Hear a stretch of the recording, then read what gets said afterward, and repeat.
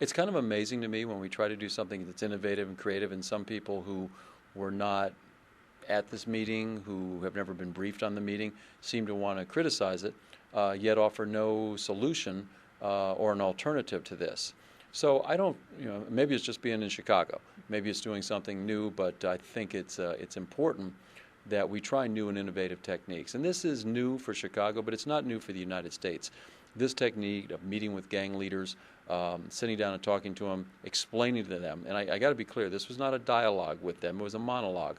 And we told them very clearly, if you engage in violent activity, we're going to really ramp up our focus on you. This didn't mean they got a pass. If we're working a narcotics case or a weapons case against them, we will continue to do so. But if there's any act of violence, then we will become much more interested in that particular gang. Do you think because it is new and something different, people are all set to criticize before they know the facts? Well, it seems to be the way. It is here sometimes. And then, of course, there's always some other agenda that people may have.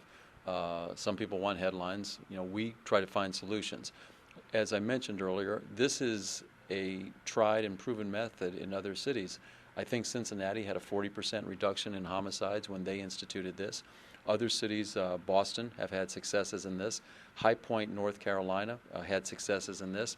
But I guess what I find a little frustrating is even if it doesn't work, it didn't cost the city a dime. We tried a new approach, and if it doesn't work, so be it. We'll try something else. But I believe one of the members in the meeting, Mr. Barbie, he actually said, yeah, I heard this loud and clear, and I've told my guys to cool it. And this is what we're looking for these guys to sit down and say, you know what, let's stay away from the violence. And we didn't just come in there with an ultimatum. We brought folks in, I think, from the West Side Health Society. We had an ex-felon who runs this facility, and he gave them opportunities. He offered them jobs. He offered them alternatives to a life of crime. And I know one or two of the individuals have pursued that, and I'm interested to see how that turns out down the road. So it wasn't all ultimatums. There were some opportunities for these guys, too. But the most powerful voice in that room were the community members, because the community wanted us to try something different. They were frustrated. They were tired of having their kids being killed, by these gang members, and they were the most powerful message in there. They pleaded with them to please quit killing their children. And I guess my follow-up would have been, what was their response? Were they at least somewhat agreeable to, hey, we're going to keep our business to ourselves? I don't want to equate it to, say, a mafia type situation, but what was their response? Were they somewhat open to that?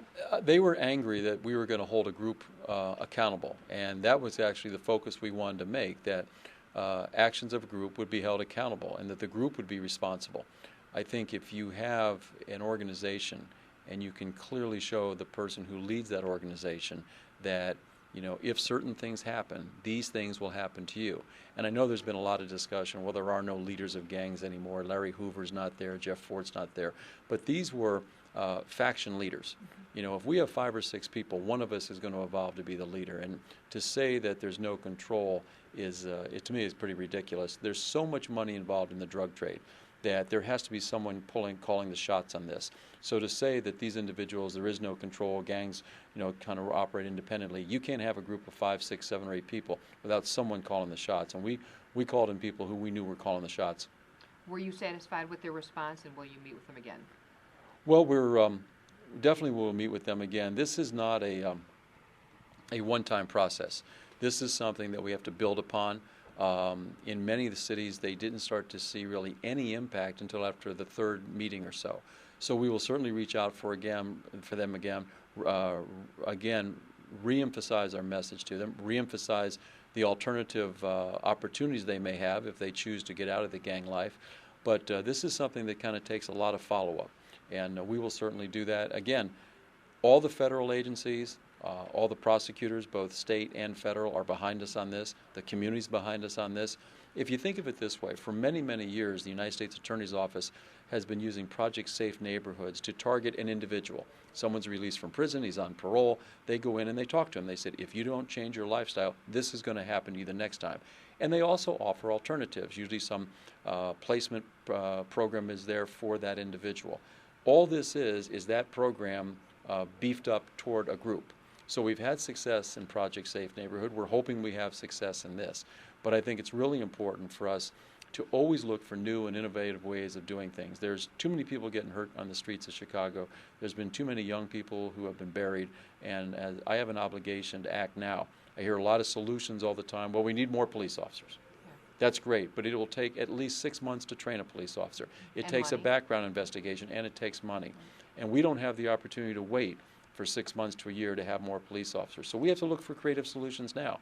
And based upon the success that this program has had in other cities, based upon the large gang population that we have in Chicago, all the law enforcement folks believe that this could work in Chicago, and we're going to give it a shot in the 11th District. Very good. What would your final thought or your final word be to either those who support you or your detractors I would just with say, this situation? I would just say let's wait and see how this turns out. If we have to tweak things a little bit, we would, but I guess my thought would be we've got to do something. We can't sit back and wait for more police officers. We have a program that's proven to be effective, so let's give it a shot. Even if it doesn't work, we certainly have to keep trying new ideas. And it's like in sports, you got to take a shot. If you miss, you miss, but at least take the shot and try to make a difference. Thank you so much.